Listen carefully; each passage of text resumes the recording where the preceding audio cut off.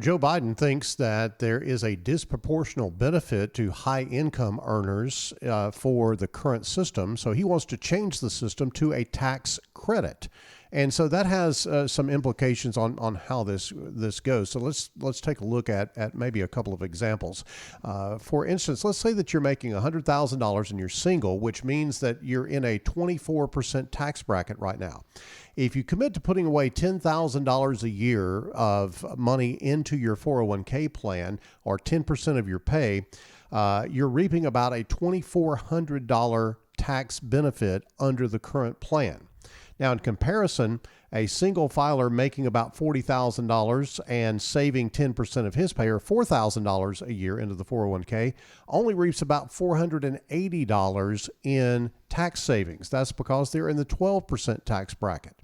Now, to equally incentivize savers regardless of what they earn, Biden proposes a credit of approximately 26% to replace the deduction savers get for putting money into a 401k plan, according to the Tax Policy Center analysis. So if you go back to the above example, the high income taxpayer who contributes that $10,000 a year to his plan will get a credit of $2,600.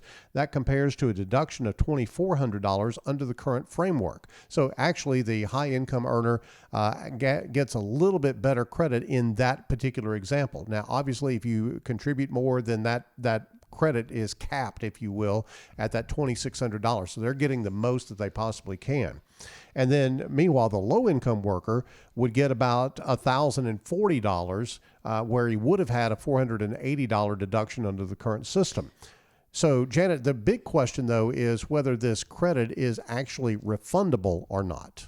Yeah, and that is a significant question to be asked. Let's talk about whether or not people understand the difference between a deduction and a credit, though, too, because that's something we can pretty easily glaze over.